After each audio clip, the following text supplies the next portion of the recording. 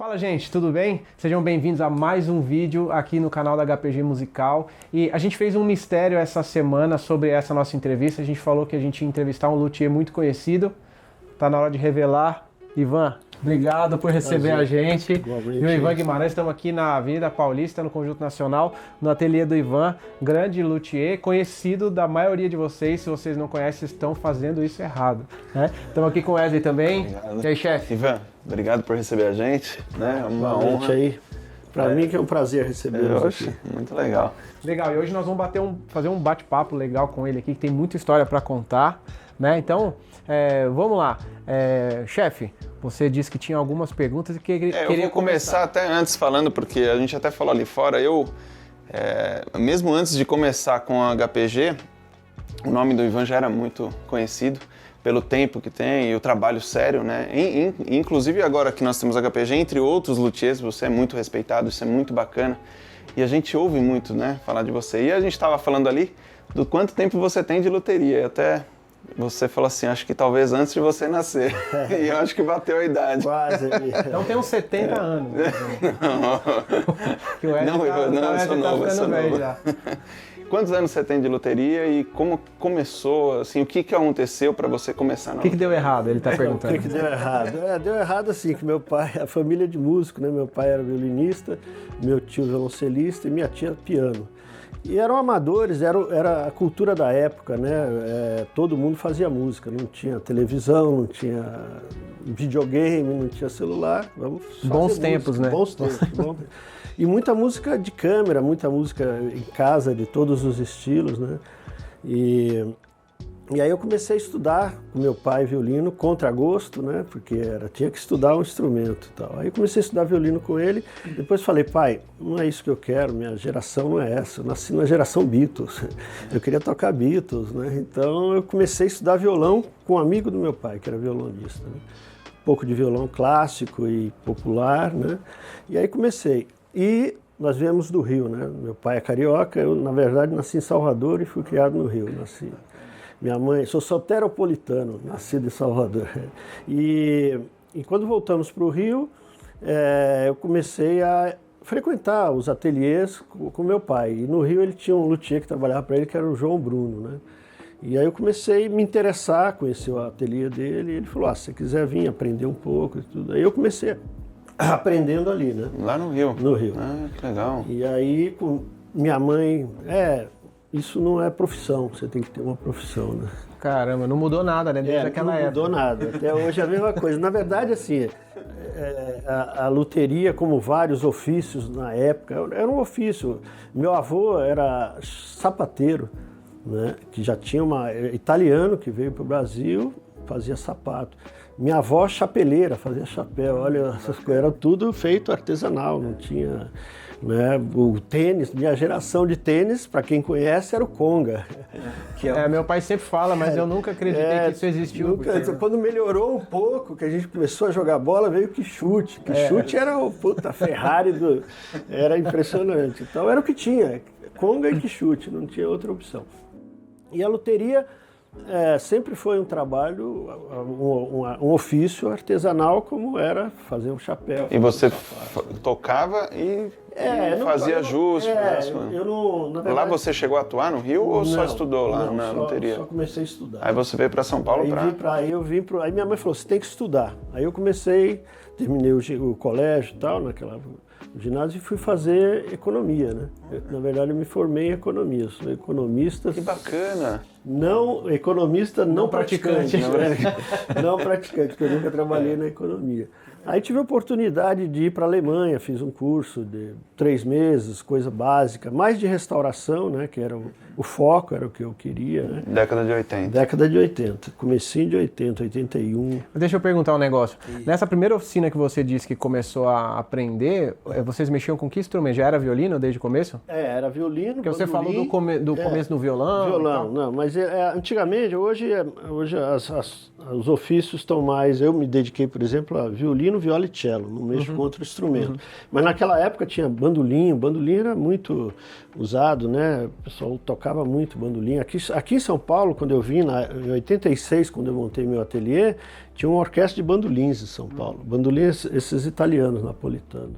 Acaba que, eu tô perguntando porque várias pessoas com quem a gente conversou, vários luthiers, começaram com outros instrumentos também, né? Também, não dava pra viver, né? Só de violino. O Vanini, o pai dele, né? O pai tinha uma fábrica de... mexia com violão.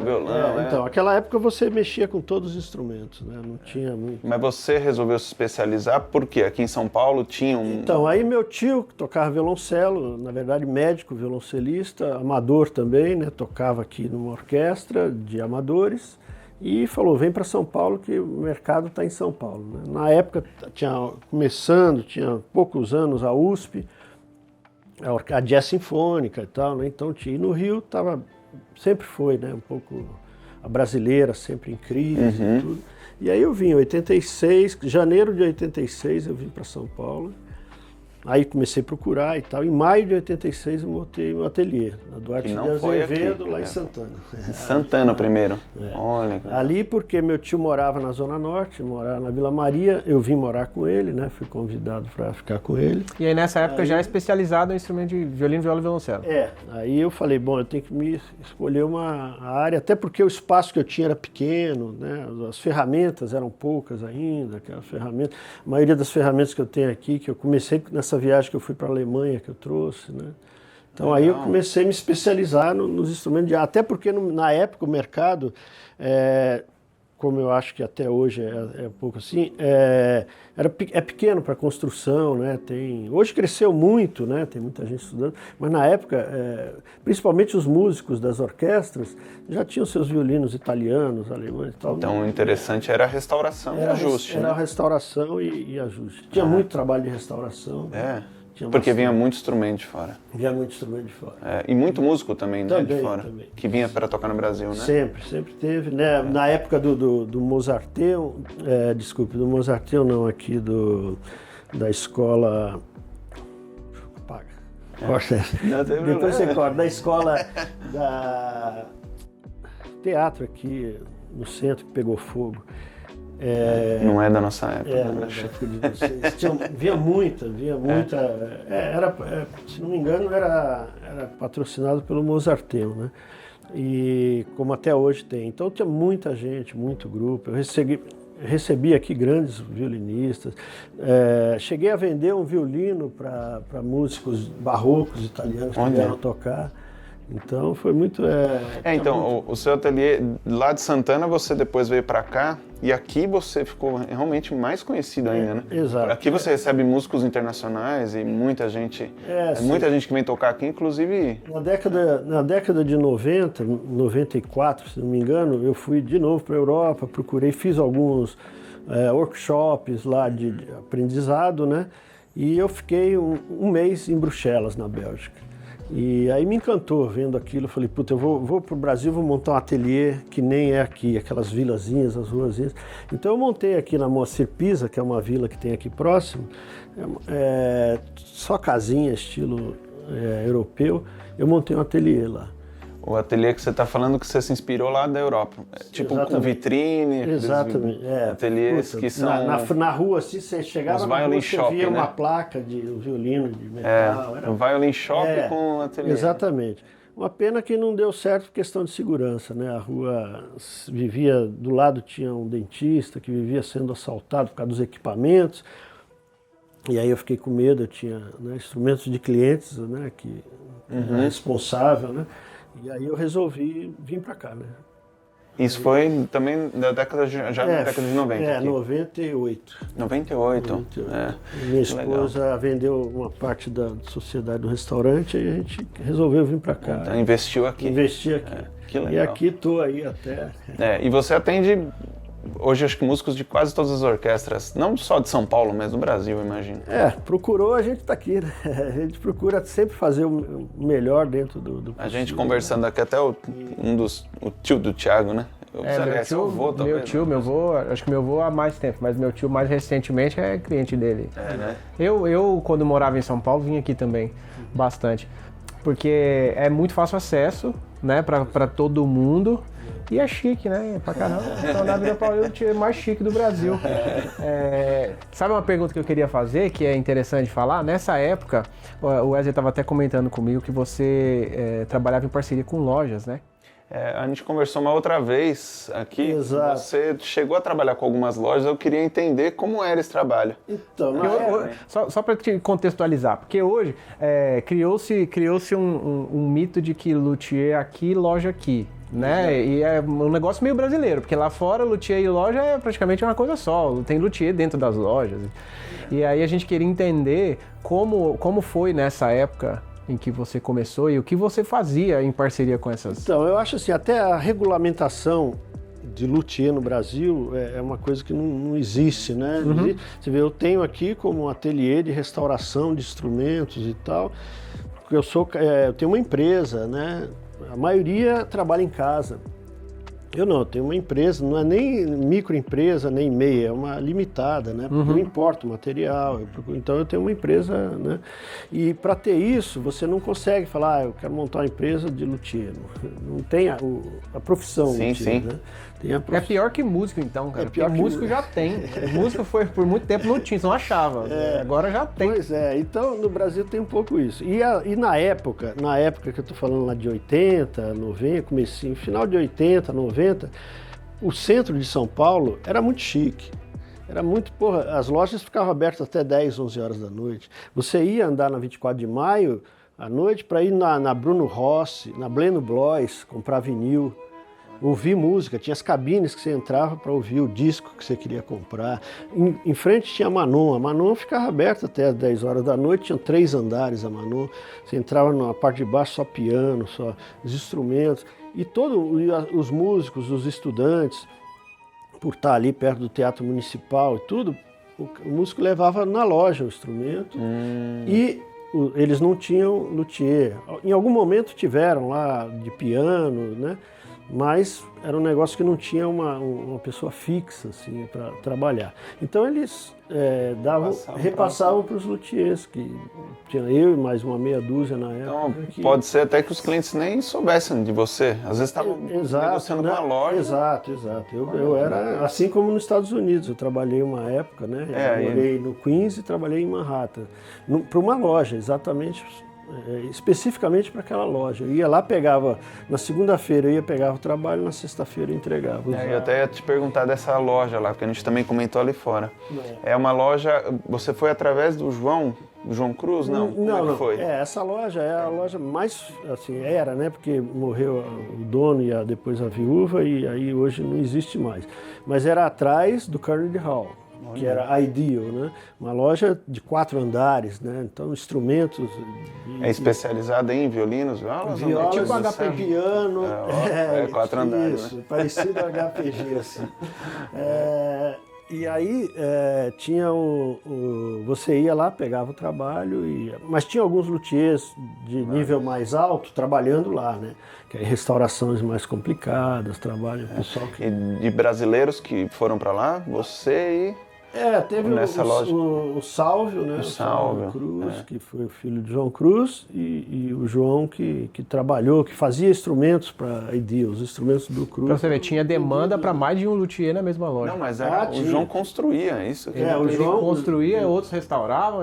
Exatamente, o João tinha um contrato de todos os instrumentos que ele fazia, a casa comprava. Olha, interessante. Porque lá vendia. Aqui já não tinha essa demanda muito, né? De construção, né? Aqui já não tinha. Era diferente, mas a restauração aqui era forte. Ele foi para lá por causa disso. Aqui sempre teve o mercado de restauração justamente por causa como eu te falei, dos músicos, das orquestras. E começando naquela época, assim, que acho que 85, começou mais forte as igrejas evangélicas, né? Sim. Assembleia de Deus, que até hoje tem uma orquestra, né? Na igreja, ali no Belém, se não me engano. Sim. E a congregação, né? Congregação que começou também bastante com violino. Na verdade, por que o violino? Era mais violino e clarinete, porque eram os instrumentos de mais fácil acesso, eram mais baratos do que violoncelo, do que aquele bombardão, os instrumentos. Então o que mais tinha era clarinete e violino. Eu lembro que eu tinha um conhecido que também estava ali numa rua, eu estava na Duarte de Azevedo, ele estava na rua paralela, que eu não lembro agora. Chamava Dó Ré Mi. A Dó Ré Mi é uma loja de sopros que também não sei se existe mais, mas era muito. São Paulo inteiro procurava os caras, eram especializados em sopros. Então, mas era uma época, agora voltando, eram poucos luthiers no Brasil também, né? Você até comentou ali, dava para contar nas mãos a quantidade de luthiers, né? Exatamente. E agora você falando de orquestras, igrejas, tinha... E a maioria, todos eles, você vê, na época tinha o Pascoli, que chegou a trabalhar também para lojas, né? O pessoal ia pegar trabalho em lojas, né? Porque a demanda era pequena, assim. Eram os mais conhecidos na época, quando você começou, você lembra quais eram? Tava o Enzo Bertelli, né? Tava o Bertelli, tava o seu João Rossi. João Rossi, que era do Ipiranga, né? Exatamente. Tava o Paulo Tavares também, que estava vindo de Tatuí, se formando em Tatuí. Estava começando o conservatório, Exato. Né? Tinha o Paulo Gomes, que especializou em contrabaixo, que também é daquela época. O Mauro Calisto, né, que fazia instrumentos naquela época. Basicamente ele... Essa eu não sabia. Fazia instrumento. Ele começou trabalhando com o Rossi, né? Depois ele fez muitas boas violas. O Mauro até hoje aí tem gente conhecido. Que legal. E ele foi um precursor na construção de instrumentos com madeiras brasileiras, né? Que legal. Que ele usou muita grumixava, que assim, ele conseguiu lindas madeiras, que tem grumixavas espetaculares aí, né? E o tampo também, ele usava pinhos aqui brasileiros, né? Usava araucária. Basicamente foram os pioneiros na construção, né? Porque eu imagino que nessa época não devia ter muita demanda por construção, porque nem tinha não tinha escola, já tinha. Era pouco, e na verdade o que absorvia o mercado, né? Porque se você for ver, os instrumentos começaram a vir fortemente para o Brasil no final de 1800, que começaram as lojas Bevilacqua, Tomasi, Del Vecchio. Eu conheci o pai do Ângelo Del Vecchio, né, que era um luthier. Eu tenho um violão Del Vecchio. Ele era um luthier e veio e ele trouxe várias pessoas que depois viraram luthiers. No caso, Loturco veio para São Paulo, depois foi para o Rio. Né? Foram vários ítalo-brasileiros aí que trouxeram essa... E aí aí eles traziam, na época, instrumentos muita coisa veio de Mittenwald, que era da Alemanha, né? Muita coisa veio da Alemanha, e a maioria, porque inclusive a cultura brasileira, a língua falada antes do inglês era o francês, né? Então o Brasil e França... Tanto é que tudo que a gente queria estudar, aprender de arte, de moda, pintura, né? Os maiores pintores brasileiros foram todos para a França, né? Aprender a escola. Então, os instrumentos que vieram de Mirecourt eram muitos, né? Por isso que tem muito instrumento francês no Brasil.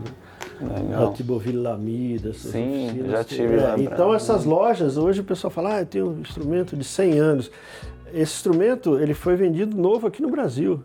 Olha. Ele veio novo. Tá no Brasil desde sempre. Desde sempre. Ele veio para o Brasil novo e era vendido para essas casas. No Rio tinha bandolim de ouro, né? Cheguei a ir lá muito. Inclusive fiz trabalho para bandolim de ouro. Eu ia lá, era uma loja que nem a Manon, Bevilacqua.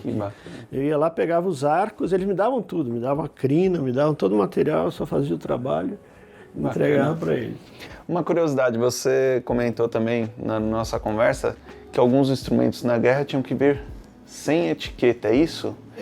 Teve essa transição aí, né, pouco antes da Segunda Guerra. Instrumentos usados ou até novos que tinham que vir? Se você saísse, principalmente da Alemanha, você tinha que tirar a etiqueta, não comprovar que era um instrumento alemão, senão você não conseguia sair. Então, por isso que tem muito instrumento hoje que a etiqueta já não é mais original. Já não é mais original, tem muita etiqueta que também tem muito instrumento que o pessoal coloca uma etiqueta, acha que e coloca. Né? Tem muito Stradivari por aí, né? É o que eu sempre falo. Ele deve receber muitos. É o que eu sempre falo. A última coisa que você verifica no instrumento é a etiqueta. Você tem que ver o trabalho, o verniz, a escola, né? Uma coisa que o pessoal... Nós tivemos hoje cada um tem seu trabalho, né? Baseado nos Strade, Guarneri e tal, mas não tem assim uma escola como é na Europa, como é na Itália, como é na França, como é na Alemanha. Então você vai, por exemplo, para a Alemanha, para Mittenwald, tem a escola... Sim. De Mittenwald, dos instrumentos. Então todos os luthiers que aprendem ali seguem aquela coisa. O cara que está na Itália, em Cremona, segue aquela, né? E na França a mesma coisa. Sim. Vocês luthiers conseguem reconhecer por conta dessas então são as escolas características. que é coisa da América escolas. do Sul. Nem nos Estados Unidos tem uma escola tradicional de luteria, assim, né? Geralmente são cópias. Tanto é que os instrumentos mais vendidos nos Estados Unidos de luthier são todos, os grandes luthiers que trabalham lá, é tudo cópia, né? Baseado em Guarneri, Strade. Sim. E esses instrumentos de alto nível aqui no Brasil, acho que nas décadas de 80 e 90 tinha muito mais, né? Muitos desses também foram para fora, né, Ivan? Pois é. Talvez alguns, não sei se esse é um problema ainda... muito grande, porque no começo, na Argentina e no Brasil, tinham muitos imigrantes e todos eles trouxeram instrumentos, tinham bons instrumentos, porque o mercado... Primeiro que os instrumentos não eram tão cotizados como é hoje. Para você ter uma ideia, na década de 70, um Stradivarius custava $500 mil.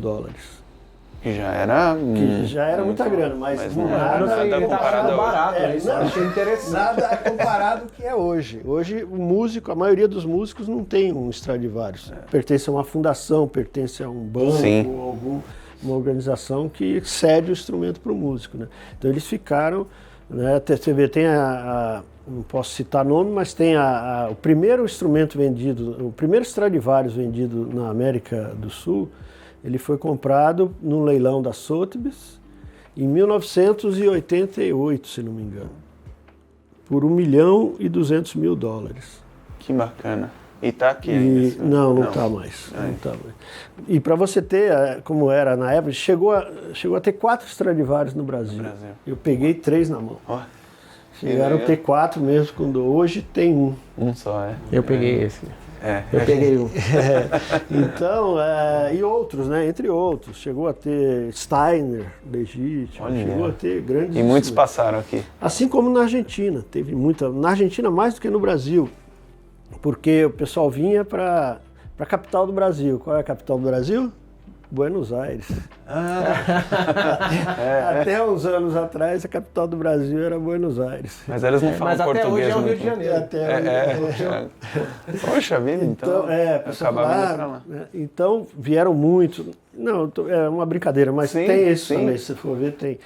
Mas metade da minha família está na Argentina por causa disso, porque você chegava no porto e não podia entrar todo mundo, não vai descer só metade vai embora. E eles iam para Buenos Aires. Não, e muitos vieram para por causa do clima e da cultura, né? Buenos Aires, eu conheci Buenos Aires na década, começo de 80, era assim, a Suíça, né? Impressionante.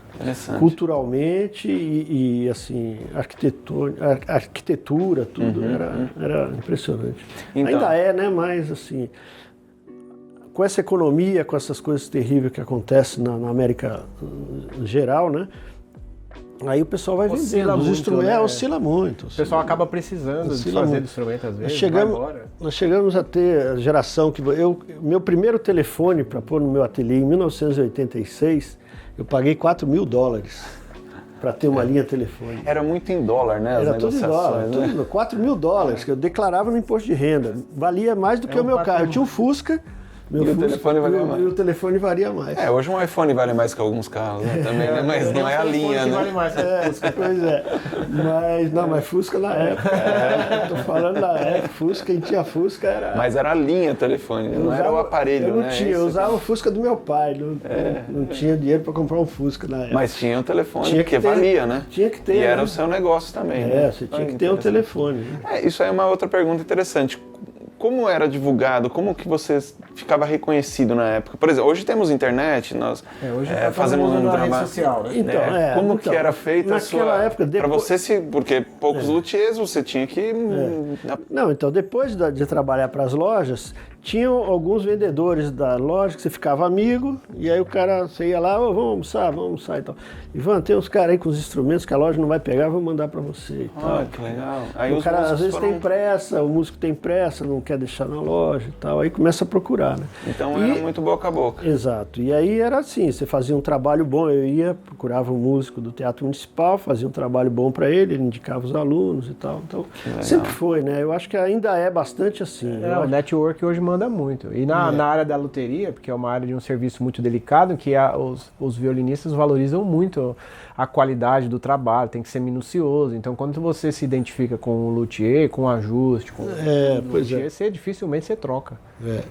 Você deve ter clientes muito fiéis. Claro, tem músico, porque às vezes você pega um instrumento e você passa aí 20 anos trabalhando nele. Então, você já conhece o instrumento, já sabe como ajustar para o músico, você tem essa interação entre músico e instrumento, né? Ao passo que você pega qualquer bem, qualquer produto, você pega, leva para você pega seu carro, leva nesse mecânico, amanhã leva naquele, cara, seu carro vira uma bagunça. O instrumento é a mesma coisa, cada um tem uma opinião, cada um tem, né? E uma vez você me falou que tinha um violino aqui de um menino que eu acho que era neto do seu cliente, você já tinha atendido... o vô? Exatamente, o vô era músico do Teatro Municipal, então você veio e hoje o neto toca violino com o violino do avô. Isso é muito bacana, é gratificante. É muito demais. Outra curiosidade, uma vez você mostrou um violino ali, não vamos mostrar, mas que era até de uma coleção, de um quarteto, só que eu não vou lembrar, brasiliano. E você também tem uma coleção particular de instrumentos, ou não? De alguns instrumentos brasileiros? Tem uma pequena... Então, na verdade, o Guido Pascoli... Era do Guido, né? Do Guido Pascoli. Na década de 60, ele criou o brasiliano. O que é o brasiliano? Até posso mostrar para vocês. Ele está aí? O que é o brasiliano? O brasiliano, Oscar Niemeyer projetou Brasília com linhas curvas e retas. Né? Então você vê lá coisas retas. E deixa eu pegar aqui. Tá aí? Opa! Ele resolveu fazer uma homenagem. Você já viu pessoalmente, Thiago? Não. Esse é um brasiliano. Então o que ele fez? Ele procurou fazer linhas retas aqui, ó, tá vendo? Curvas e retas, o F também. Ó. Então esse é o modelo. E ele fez um quarteto de cordas que foi tocado, que inclusive tem na Escola de Música de Brasília, tem um quarteto de cordas que foi usado na inauguração de Brasília. Olha que legal. Se não me engano, foi tocado uma obra de Villa-Lobos com um quarteto. Esse fazia parte do primeiro quarteto ou não? Porque depois ele fez mais. Ele fez mais. Esse primeiro quarteto tá lá, né? Tá lá. Depois ele fez, se não me engano, tem um que está em Belo Horizonte também. Aí fez alguns para o Rio, porque aí depois ele foi... Isso ele ainda estava em São Paulo. Depois ele foi para o Rio, porque ele foi contratado para ser professor de luteria no projeto Funarte, no Rio de Janeiro, né? E aí isso aqui eu já vi matérias, tudo, e a gente viu pessoalmente aqui, né, Vitor? Quando viemos aqui eu fiquei impressionado. Então esse é um dos instrumentos. Mas você tem uma coleçãozinha de instrumentos aí? Eu tenho alguns Pascolis e alguns ítalos brasileiros, no caso, que na verdade nem italiano eles eram paulistas, né? Nasceram no interior de São Paulo, divisa com Minas. Que legal. Esse é de que ano? Esse é de 1961. 61, que legal. E o pessoal tem uma mística muito grande por quanto mais velho o violino e tal. E você pega violinos incríveis, assim como esse, que são da década de 60, 70. Sim, o pessoal fica noiado com violino de 1800, não sei o que. Hoje tem bons instrumentos construídos aí que funcionam bem, né? E além disso, é o que eu sempre falo, mudou, né? Você pega um instrumento barroco, o instrumento foi projetado para aquela época, para aquele ambiente, para aquele, né? Depois se transformou em violino clássico, que é hoje, teve que mudar o braço, E hoje está mais ainda, porque as pessoas querem mais som, salas maiores, muito ambiente livre, ao ar livre, né? E tudo.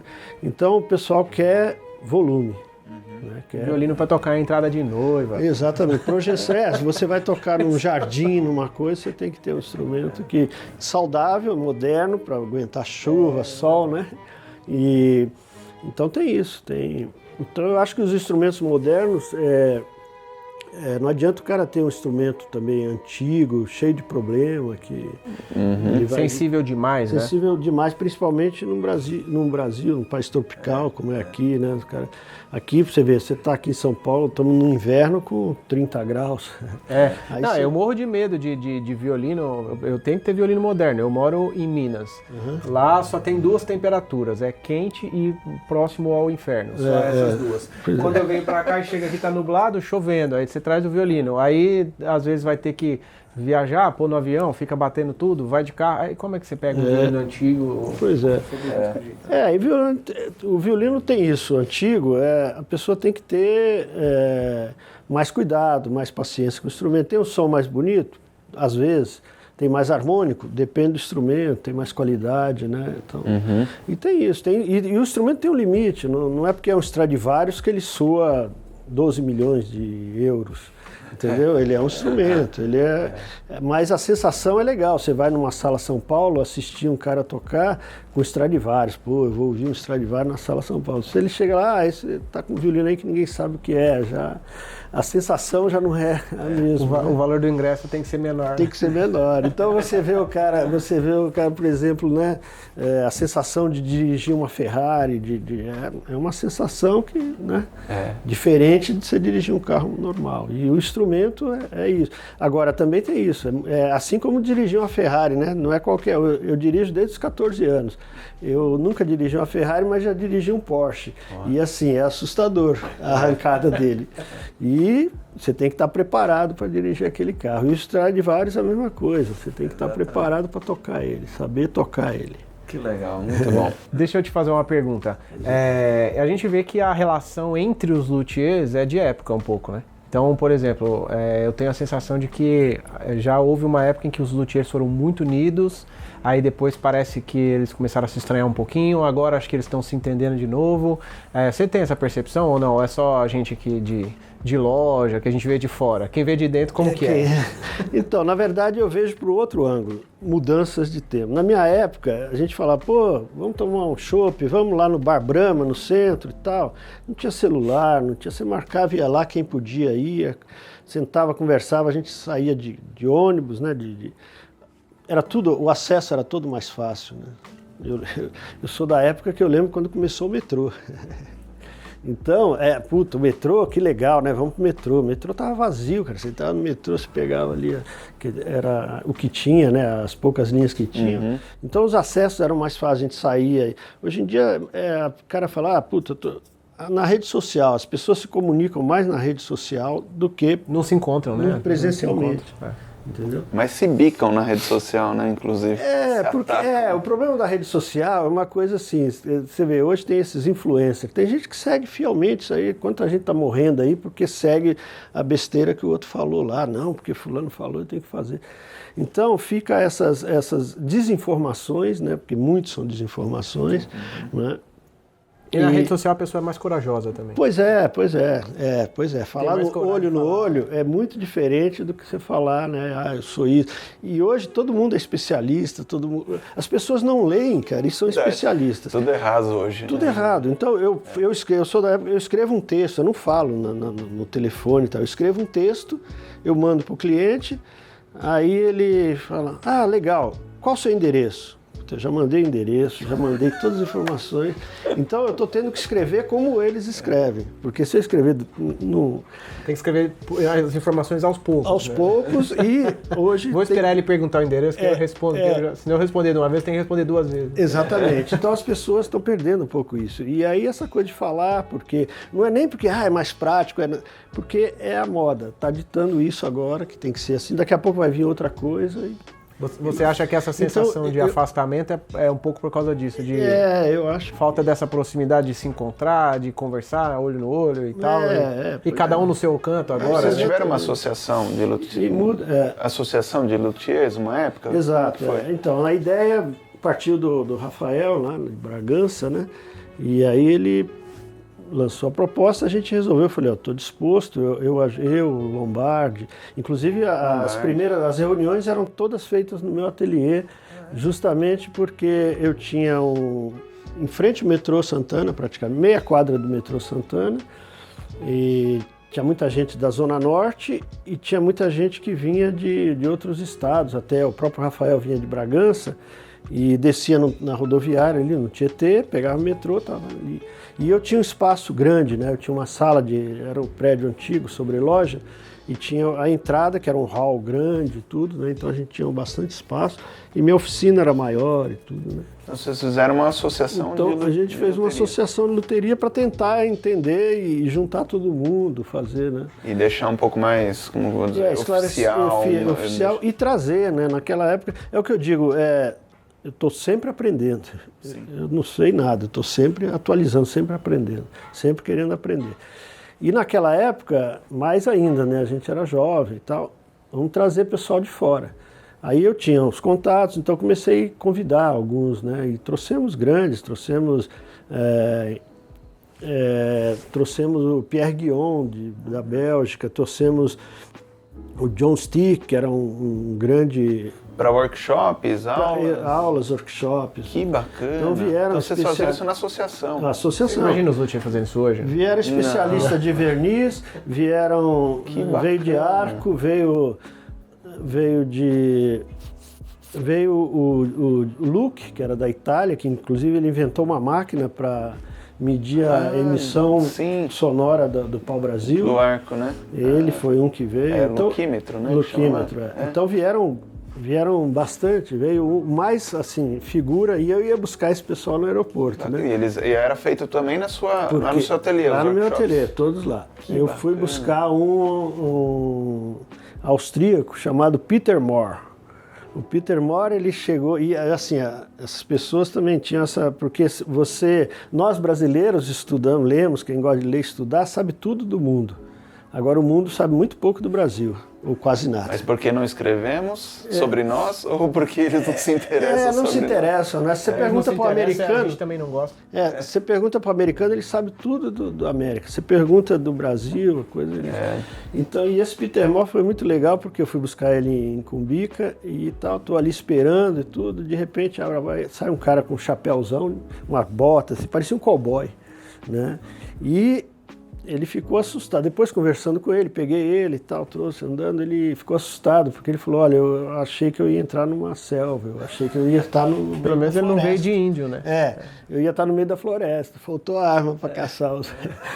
Mas foi muito legal, e depois ele até pediu desculpa, ele falou, você me desculpe, mas eu sou ignorante sobre o seu país, né? Olha, muito legal. E era um excelente arquiteto, deu umas dicas muito legais pra gente. Então foi muito bacana isso. E trazia. Então você ajudou, junto com outros luthiers na época, a fomentar a luteria no Brasil, né? A gente fez uma participação legal. Outra vez que nós conversamos aqui, você escrevia matérias também para a Estrade? Eu venho pesquisando isso por conta própria. Na verdade, a minha ideia era fazer um livro sobre a luteria no Brasil, principalmente os ítalos. Só que aí eu caiu numa barreira de direitos autorais, que no Brasil é muito complicado, documentação, conseguir coisas mais sólidas, né, para você falar e escrever, porque tem muita especulação também, né? E aí eu acabei desistindo de fazer esse livro, e tudo que eu tenho anotado e que eu fiz alguns artigos, né? Inclusive, na época, que me ajudou muito, que ficou aqui, trabalhou comigo uma década aqui, foi o Marco Schmidt. Sim, né? O Schmidt, ele foi na loja, uma pessoa maravilhosa. O Marcos trabalhou comigo, ele me ajudou e a gente fez essa matéria que eu publiquei na Estrade, né? Mandei para a Estrade e eles gostaram e publicaram, né? Que bacana. Foi muito legal porque, assim, na verdade, deu uma repercussão fora do que no Brasil, mas... foi muito legal. A revista é muito forte lá, né? Inclusive na Holanda, o Museu da Holanda, eu recebi um e-mail do museu, do curador do Museu da Holanda. Ele falou, olha, porque esse violino foi o primeiro que eu coloquei, que saiu na Estrade, foi ele. A chamada saiu essa voluta aqui, né? E ele me mandou a coisa dizendo, olha, eu tenho um instrumento com essas características, muito parecido com esse, e eu queria sua opinião, porque não tem etiqueta, esse também não tem, né? Que ele não colocou etiqueta. Aí ele me mandou, fez umas fotografias muito legal, mandou por correio, inclusive, tudo para mim. Comunicação rápida, né? Me mandou e... 3 meses depois chegou. E aí eu verifiquei que era autêntico e tal, e era uma viola Tava lá? Que estava lá, que ele falou, eu não sei como veio parar aqui. Puxa! Alguém Quer dizer, viajou, instrumento levou. brasileiro, eu tava lá e nem tinha ideia. E aí eu fiz um certificado para ele, fiz uma coisa e tá lá. Se você for no museu lá, tá a viola lá com o meu certificado. Nossa, que bacana, instrumento brasileiro em museu. Então é uma coisa muito legal. Através da assim, revista surgiu essa, Pois é. essa comunicação. E não dá para saber tudo. Você leva um instrumento, mesmo outros luthiers, né? O Guido, o Benvenuto Pascoli foi o irmão do Guido. Sim. Era mais velho, era 11 anos mais velho que o... E ele fez muita cópia, né? Ele copiou muito instrumento, até porque na época ele estava em São Paulo e os professores italianos só queriam violino italiano. Então o cara dava aula, na época, para o filho do fazendeiro, que era dono de café no Vale do Paraíba, o outro era... Então era só gente de grana que estudava violino na época. E aí era... Tinham condição de comprar. Tinham condição de comprar. E ele falava, ó, você tem que fazer violino italiano, o seu violino não vende. Aí ele foi um grande copista, para mim foi o maior, assim, da luteria brasileira. Irmão do Guido. Irmão do Guido, Benvenuto Pascoli. Mas isso na década de 30, 20, né? E você pega o instrumento dele hoje, eu já cheguei a levar o instrumento dele lá fora, mostrar, o pessoal olha e fala, olha, lindo, parece um violino italiano, provavelmente de Veneza, tal, veneziano, coisa assim. Você Passa despercebido. Passa né? despercebido, porque não dá para saber tudo, né? E outra, principalmente as cópias, são escolas que você copia e que... Então, se o cara é bom, ele consegue fazer. Muito legal. Então, tem muito instrumento que, até não só no Brasil, mas no mundo, instrumento com documento que não é aquilo.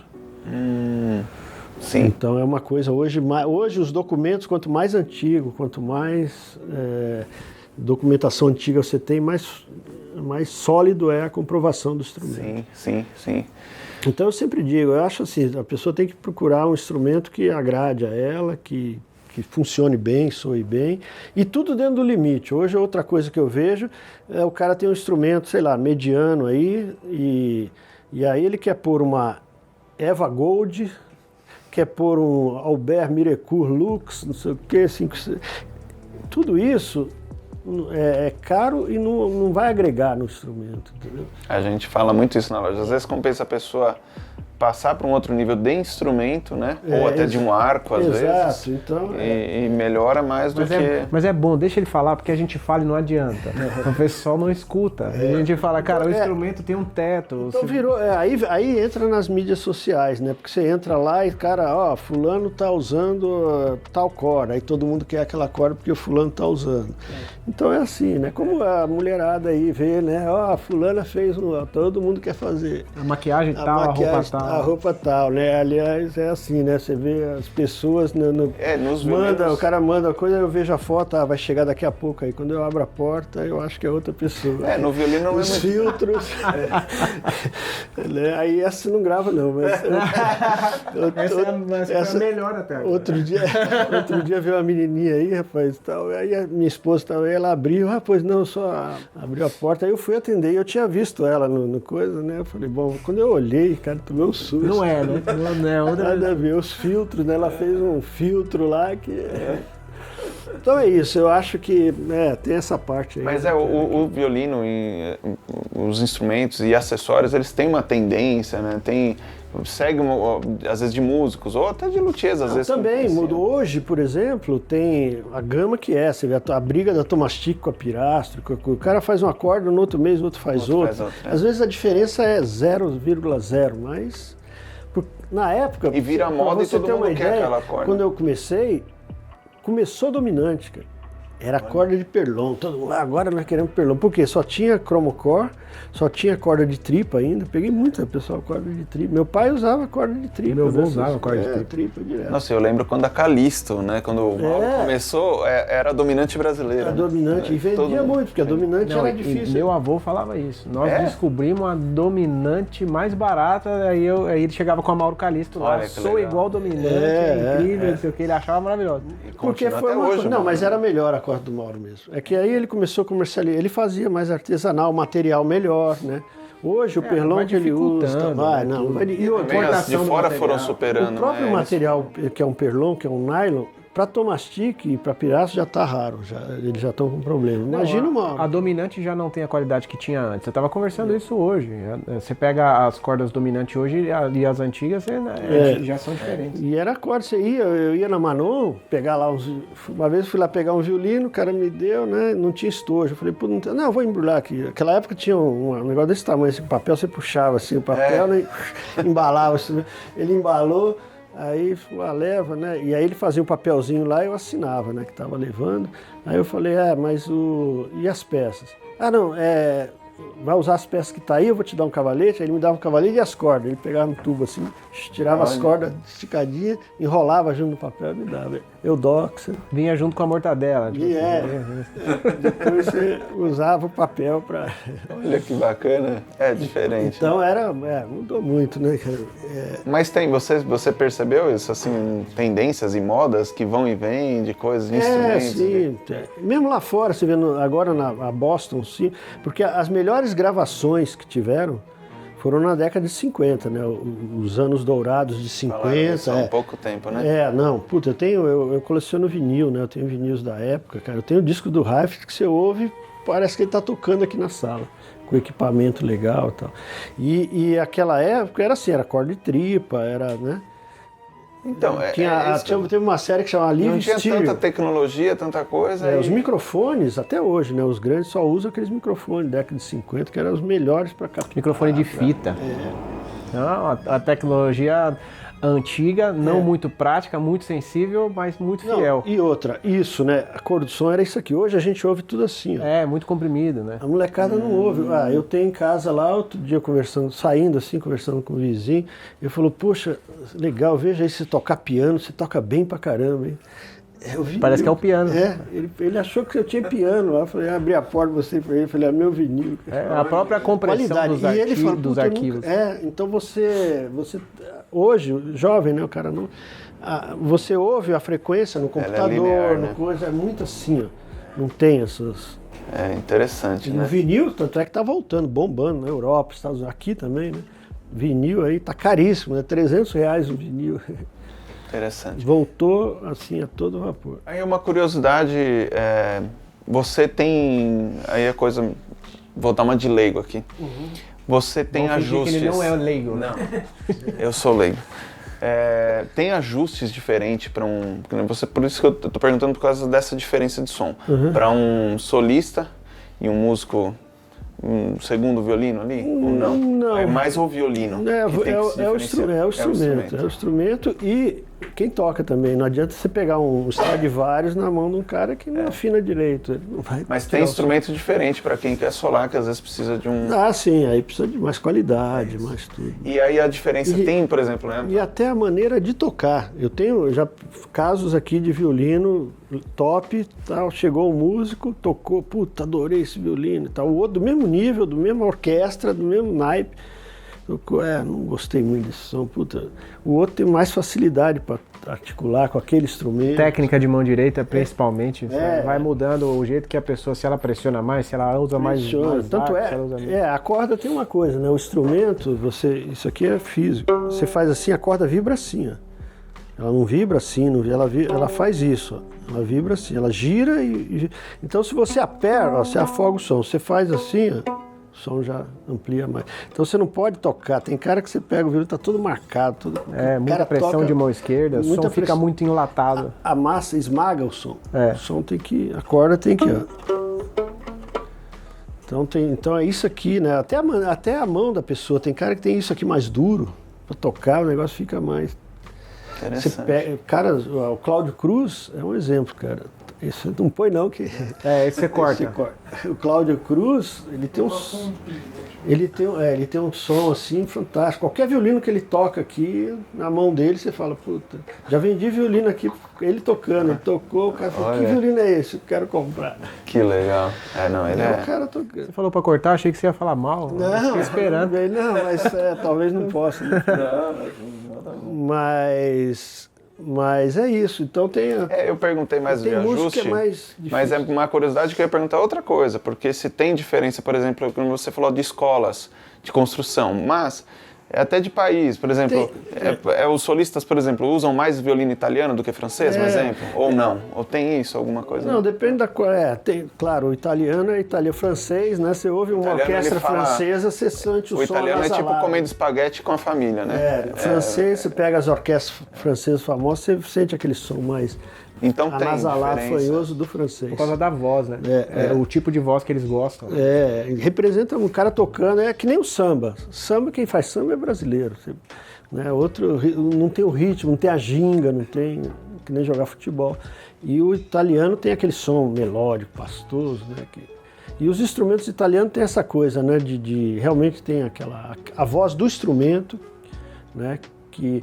E os ajustes, aí tem Estados Unidos, por exemplo, o americano adora aquele som estridente, eu trabalhei muito lá, perto do cavalete, o som, a Mi tem que ser super estridente, pontudo, super pontudo, aquele som que tem cara que já gosta, você pega na Alemanha e tal, o cara já gosta daquele som mais harmonioso, mais harmônico, mais equilibrado e tal. Então tem isso. O tipo de ajuste varia de acordo com o gosto do...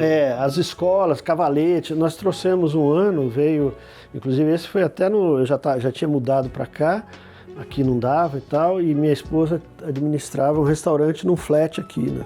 Que a turma gostou, que foi o mais legal, um flat chique aqui, porque flat também teve uma época que era moda, né? Todo mundo, agora não tem mais, porque agora não tem mais videoconferência, agora tem videoconferência e tal. Antigamente a empresa do Rio mandava os caras aqui reunião e tal, então os flats estavam bombando, né?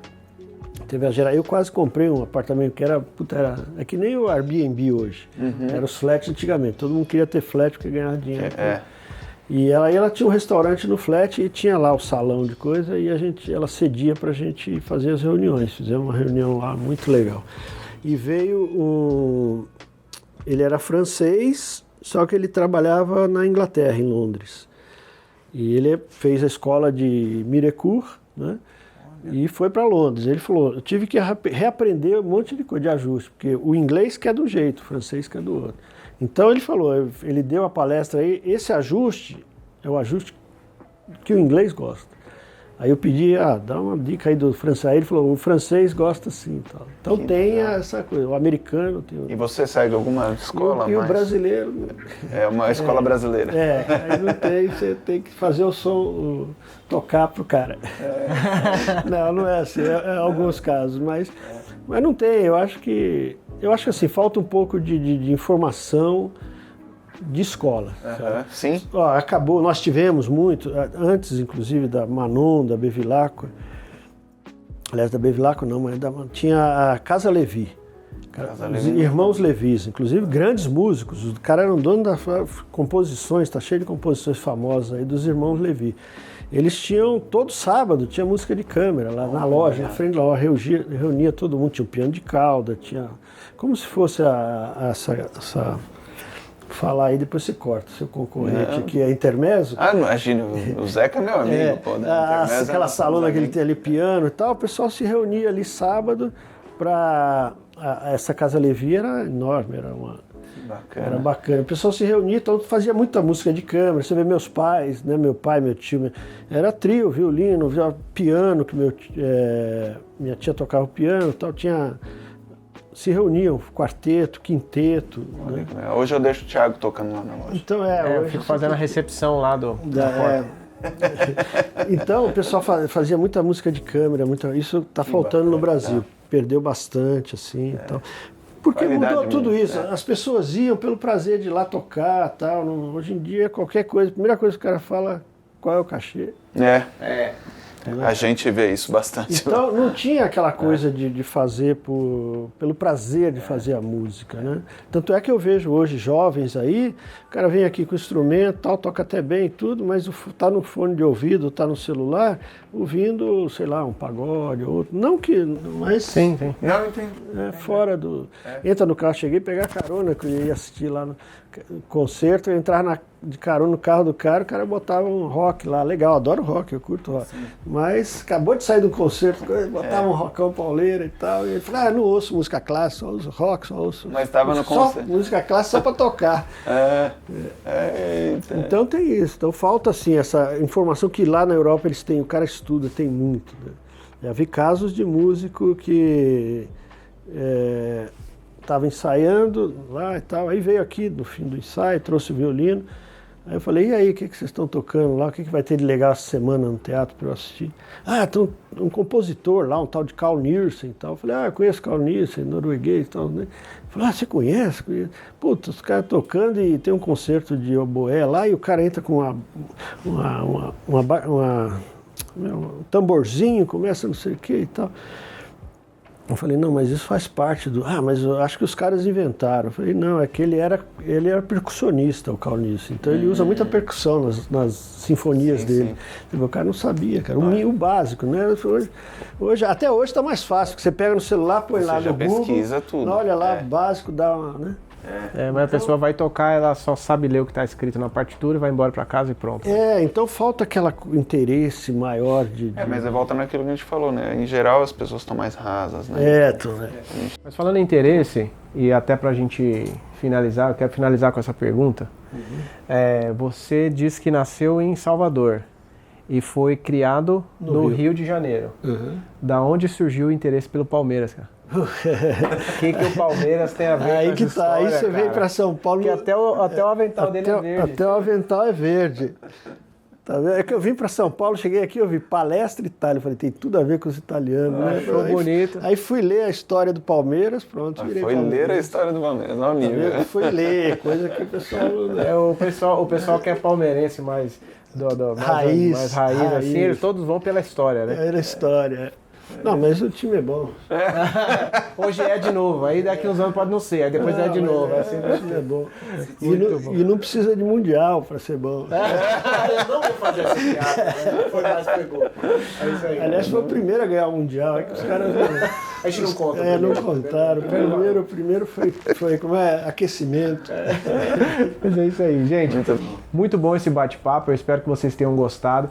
Deixa aqui nos comentários o que você achou da entrevista. Se você tiver alguma dúvida também, pode deixar aqui que os nossos estagiários estão sempre prontos para responder. E faz um favor para nós, curte esse vídeo, compartilha bastante com os amigos. Tem muita história boa, principalmente da história da loteria, envolvendo esse começo brasileiro na loteria, como era o mercado. Achei muito enriquecedor, viu, Ivan? Obrigado pelo bate-papo. Prazer aí. Valeu. Ivan, obrigado mesmo por nos receber aqui, viu? Sempre aberto as portas aí, ó. É isso aí. Então, obrigado, é isso, gente. Espero que vocês tenham gostado. Fiquem com Deus. Tchau.